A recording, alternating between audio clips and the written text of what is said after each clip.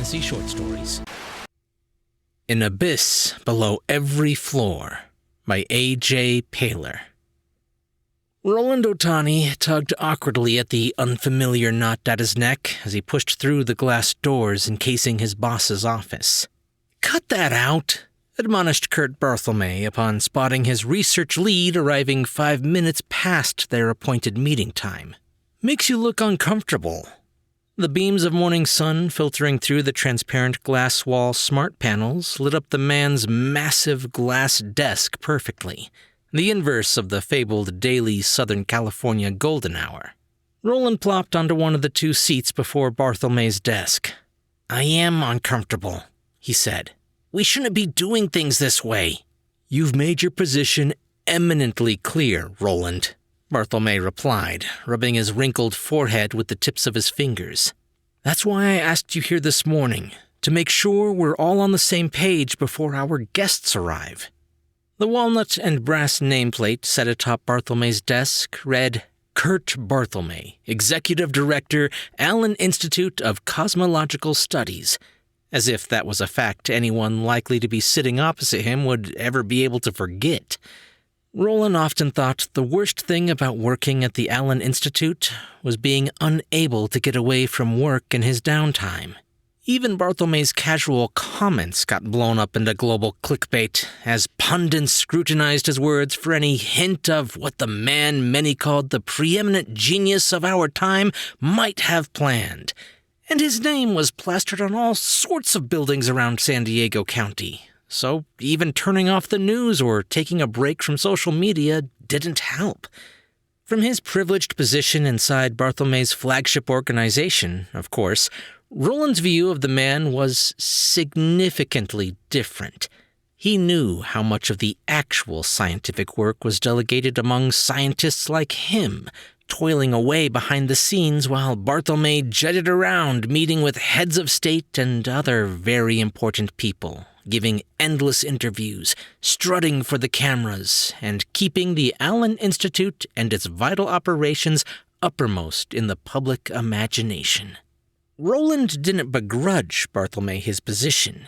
He had no desire for the spotlight, one of the underlying roots of their present disagreement, and he was paid exceptionally well for the work he did, which was his passion and had been for his entire adult life.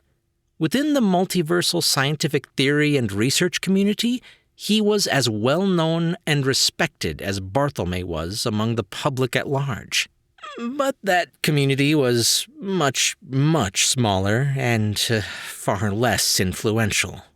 "Have a muffin," Barthelme said, gesturing to a wicker basket stuffed with a dozen mouth-watering blueberry, lemon, and apple muffins. "They were just delivered 10 minutes before you walked in." Roland picked up a still warm apple muffin, bit into it, and was rewarded with a burst of fresh grated cinnamon. Oh, heavenly, though he noticed Barthelme didn't take one. Probably getting paranoid about his waistline again. But, like half the people in the world with internet access, Roland had seen the unflattering paparazzi photos from Barthelme's trip to the French Riviera 2 weeks prior. "Look, Roland," Barthelme said, while Roland swallowed tasty bits of moist apple ensconced in artisan quick bread. "All things being equal, I'd prefer to do this your way. But in the world we live in, things are more complicated than we'd like them to be sometimes, yes?" "Sometimes," Roland mumbled through a mouthful of muffin. "Mostly," he thought. "Look," Barthelme said, looking up at Roland from under his furrowed brow. "I don't have to explain to you or anyone the historical importance of what's happening today. There just aren't many true once-in-a-lifetime moments, not in today's world, and the political and social capital these people stand to accrue simply by being present for the first contact between our world and a parallel universe is incalculable." "I know, but—" Roland sputtered. Barthelme held up an index finger and rolled on. "Do you, though? By tonight, the names of every person in that gallery today will be as ubiquitous as Armstrong, Collins, Aldrin, Otani. Bartholomew, Roland said. Bartholomew smirked. That was always a given, he said. But no one is overlooking the fact that it is you who has brought us to this point, Roland. All I'm asking of you is that we share this final moment with a few onlookers. It's not a question of sharing the glory. Or of safety, Bartholomew declared. You wrote the protocols yourself. Every possible issue has been accounted for twice over. So, tell me, just what are you afraid of? Roland started, then cut himself off. He had been about to say it wasn't a question of fear. But was it? He held his hand up, cleared his throat. Let me start again, he said. Please, Bartholomew said, leaning back in his chair and spreading his arms expansively. Look, Roland said, I'm not immune to recognition of the realities surrounding this project. A lot of people had to use up a lot of capital, both political and economic, simply to allow this research to happen in the first place. And I know that's what allowed us to get to this point. Bartholomew tented his fingers, raised one eyebrow. But? Roland took a breath. The other thing that's let us accomplish what we have is maintaining consistent procedures, no matter what. That means strict parameters, strictly defined and documented. And to add untrained observers to the equation at this point is changing horses in midstream, in my opinion. It adds another random, uncontrollable factor to what is already an incalculably complex undertaking. You're making too much of it, Roland, Bartholomew said. All they're going to be doing is watching. They won't be involved at all. They're involved by watching, Roland said. It may introduce quantum variations we can't account for. Bartholomew drummed his fingers on his thick glass desktop, looked at Roland. I studied quantum decoherence under Dr. Kwanzaa, and the chances of that producing meaningful effects are exceedingly small if they can be said to exist at all. Again, Roland, I ask, what are you afraid of? Roland's stomach churned, gurgled. I feel like it's a violation of protocol to perform any experiment in which we don't know exactly what is going to happen before outside eyes. Look, just let me run the sequence once, now, before anyone gets here. They don't have to know. The data will know, Bartholomew interrupted. If it shows they weren't here for the first contact, then you make a liar out of us for no damn reason at all, throwing a blanket of suspicion over everything we've worked so hard to accomplish. And in any case, we don't know exactly what is going to happen once we pierce the multiversal veil. All extant theory, much of which you personally had a hand in, I remind you, points to either the synchronous or the divergent case, depending on what we learn about the effects of causality today. And again, you personally designed the procedures for either outcome. Given that it's an utter impossibility for anything physical to pass through from one universe to another, and the transmitted images you access will tell us in an instant which situation we're facing, the whole thing is closer to a benign data collection than an exploratory mission. Roland squirmed in his seat. I understand, he said quietly, looking down. I just wanted my objections on the record. Bartholomew sighed. Roland, you know I respect your opinion on these matters more than anyone else on the planet. But I've read all the same material you have, reviewed all the data personally. If causality is divergent in nature, then every choice sends another parallel spinning off where the choice went the other way, in which case you might see a very different Earth on the other side. And if causality is synchronous, our choices work out basically the same in all parallels, and you pierce the veil to see another version of yourself staring right back at you.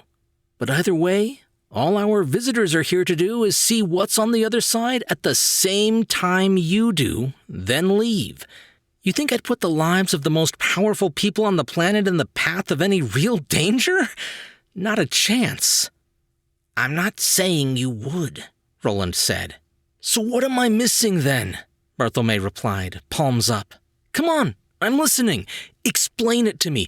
Make me understand what your concern is. Give me a reason, something I can work with. But with everyone already en route, I can't shut it down because of an unfounded, queasy feeling, man." Roland wrung his hands. "It's too late then," he said. "That's what I've been telling you," Bartholomew said. "Come on, straighten up your tie," he added, rising from his chair and beckoning for Roland to do the same. "Let's you and me go look everything over one more time. See if we can't set your mind at rest." He clapped his well-muscled arm across Roland's back. "You're just getting cold feet because this is going to be the greatest moment of your life," he said, his voice smooth and comforting. "Self-sabotaging behavior. Seen it a million times. Perfectly natural. But I am not going to let you do that to yourself, Roland. You deserve every bit of glory that's coming your way. Sure, it's my name and the Allen Institute's that'll be in every headline tonight, but it's your name that'll be in the history books." Roland shuddered involuntarily at that thought, but he allowed Bartholomew to lead him back to the lab for one last run through the pre-experiment checklist. They checked the entire lab twice over. It didn't take long, despite the size of the gleaming white laboratory itself. Only the control stations were housed in the building itself, so they followed up by running diagnostic routines on all connected systems in the interest of thoroughness. After all, the experiment represented an entirely unprecedented worldwide fusion of collaborative technologies. Lots of places for things to go wrong, even assuming everyone involved had the best intentions. Multiple particle colliders located all over the globe were synced together, interweaving with data streaming down from an array of hundreds of geosynchronous satellites and up from sensors sunk to the bottom of the world's oceans, all feeding into a concatenated supercluster of zero-generation processors overclocked to work 100 times faster than the most advanced military systems. Everything was exactly as it should be, down to the most infinitesimal degree. Instruments spec'd for 12 decimal points of calibration accuracy measured out to 100 or more. Communications were error-free. The assistants knew their role better than Roland did. The soundproof viewing gallery was situated behind polarized one-way safety glass, so none of the researchers would be distracted by unfamiliar sights in their peripheral vision. All the action would be taking place on their screens anyway, including the small ones at each workstation and the big wall-mounted display mirroring whatever appeared on Roland's screen for the benefit of the dignitaries seated in the gallery. All systems were exactly as specified in Roland's own documentation, ready and waiting for the stroke of noon. Roland had argued for the experiment to kick off at 5:30 a.m. on July 16th, especially as that day fell on a Monday that year. But Bartholomew had thought he was joking and scheduled it for 12 noon on the 20th instead. That way everyone can celebrate with a nice lunch and a long weekend afterwards, the man had said. And Roland couldn't argue with that, especially as he wouldn't be the one paying for everyone's lunch. Bartholomew would be in the lab for the experiment himself, of course. He was even personally manning one of the workstations, undoubtedly a performative gesture for the benefit of their observers. But Roland couldn't deny that it felt good to have him by his side, the way it had been back when they'd founded the Allen Institute together. Since those days, their lives had gone along different paths, each specializing according to his particular set of strengths. But what they shared was a deep commitment to furthering our understanding of the world we live in and sharing that knowledge with all who inhabit it. And now, perhaps other worlds full of knowledge. Who knew? The possibilities were infinite, incalculable. Even assuming the rules of physics stayed constant between planes, the way those laws had been bent, twisted, forced to work for humankind's benefit could vary in endless ways. Whatever they learned in the aftermath of the experiment could only further humankind's understanding of the universe, the multiverse, and their place in it. "Here we go," Roland said as the bright red digits on the wall read 11:55. The two assistants, Perez and Kaminsky, clacked away on their keyboards, nodding to Roland to indicate their system's full readiness and compliance. Bartholomew, too, was hunched over his workstation as if he could feel the eyes of their guests on his back. But his work was as impeccable as always. "Good to go," Bartholomew said, flashing Roland a thumbs-up sign. For a moment, Roland was afraid the man was going to roll into some monumental speech marking the gravity of the occasion. He knew Bartholomew had already had his copywriters work up public statements ready for release immediately after the experiment, regardless of the results. But instead, he ceded the floor to Roland with a surprising amount of graciousness and even humility. "All yours, buddy," Bartholomew said with a wide grin, nodding towards the blank, mirrored gallery surface. "Let's blow some minds up there." Roland nodded, bent over his workstation, glancing up momentarily to confirm the large display was replicating the output of his screen. Most of the systems were automated with machine learning, of course. No human could react on the nanosecond response level necessary to keep everything in sync, but the system still required human input and guidance to focus in on a selected target.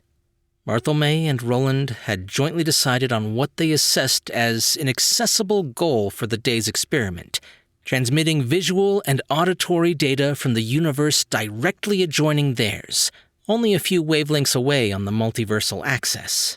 In theory, the system would eventually allow them to access any universe at any point along the continuum, but there would be plenty of time for that later. All they needed to do that day was prove their system worked. Then, while the implications of what they had discovered were digested and debated by the rest of the world, they could proceed about their business undisturbed. Once more, Roland rechecked all indicators, looked to Kaminsky, to Perez, to Bartholomew, up at the gallery, back to his display. 11:59. This was it. Roland could sense the people in the gallery staring down at him, watching his fingers fly across the keyboard, the display lighting up in response. Across the world, gears made minute adjustments to bring multiple systems into precise alignment. Generators powered on to full capacity, teams of personnel standing at the ready for any eventuality. 30 seconds. He forced himself to recheck all indicators yet again, eyes flickering across his screen anxiously. He wondered if any in the gallery possessed a smidgen of the background necessary to understand any of the meters and feedback flowing in. Probably not.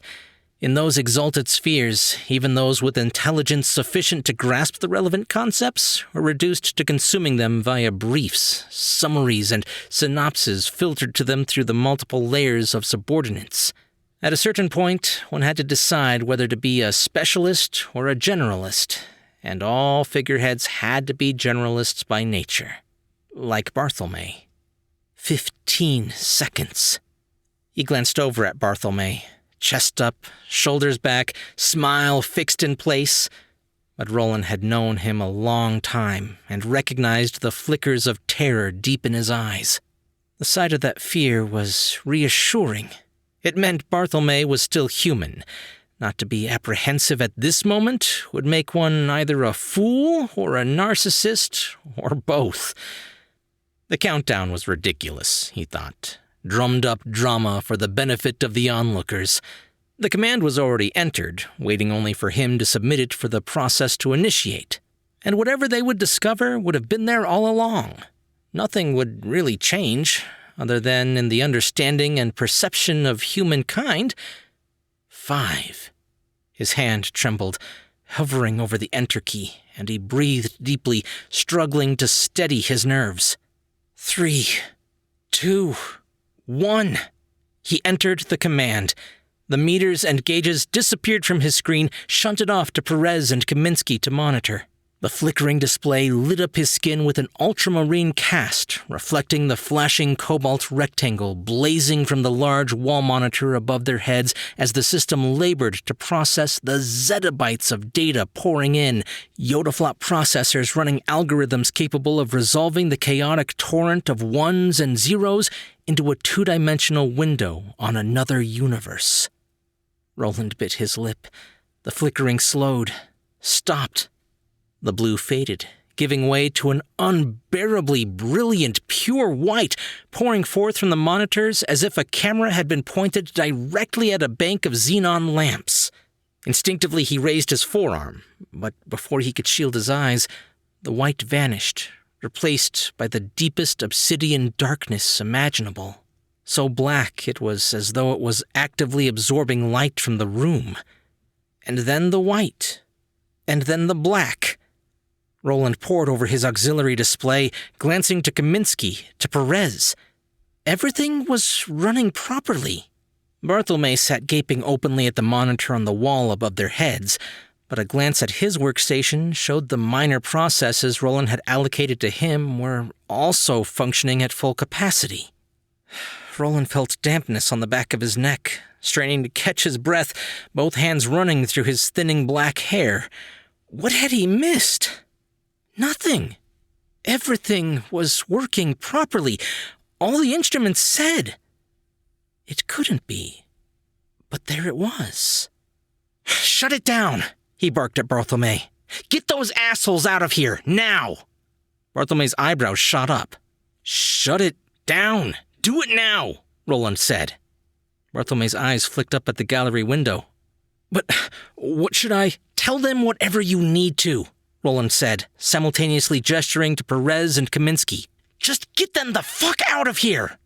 Bartholomew dashed from the room as Roland pressed a button desynchronizing the large monitor from his display, causing the massive rectangle to return to neutral blue. Roland swallowed, his mouth bone dry. It was going to be a long day. By the time Bartholomew returned to the lab, Roland was on his 5th cup of bitter laboratory coffee. Kaminsky might have been a great lab assistant, but he made a pretty awful barista. Bartholomew poured himself a mug from the simmering pot nonetheless, swallowed a mouthful with a grimace as he planted himself at Roland's side. "What did you end up telling them?" Roland asked without turning his attention from the monitor before him. "A technical snafu. Lots of apologies, vague promises to reschedule at an unspecified date. It took hours of glad handling to smooth over all the injured egos, but I think they bought it." "Good," Roland said.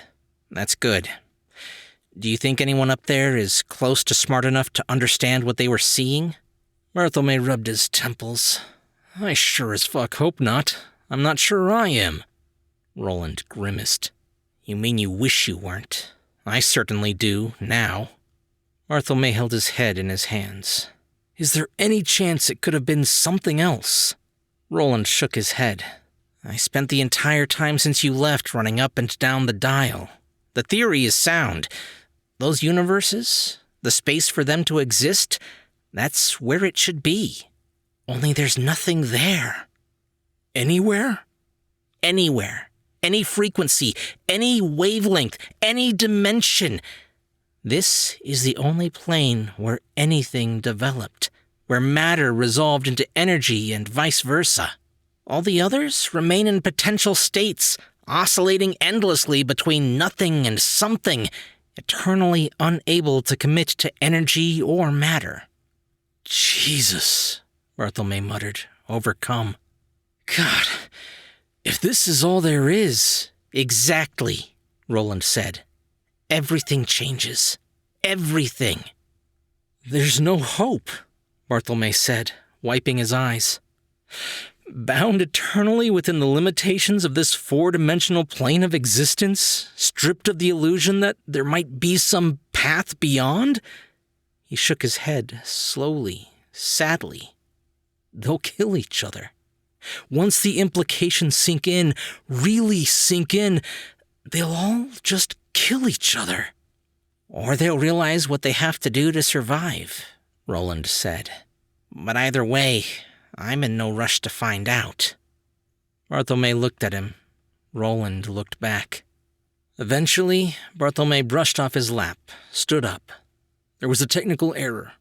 Something the public can understand, like a sheared bolt or a blown fuse. The data gets held until the experiment can be rescheduled and completed properly. Once it seems like people have moved on and forgotten, we can delete it all and shut it down for good. "Right," Roland said, nodding, knowing that all research into multiversal theory, the field to which he had devoted his life, had reached its conclusion with a definitive, final answer. And he wondered what he would do to fill the hours remaining in his life. Maybe marble collecting, or perhaps he'd take up the guitar. The only problem was something neither he nor Bartolomé wanted to bring up. That being, they were only the first, and no matter what they did, the truth laid in wait for someone, anyone, to discover. So what happened when someone else inevitably succeeded in breaching the wall between universes? He shuddered, praying with every fiber of his being that he wouldn't live long enough to find out.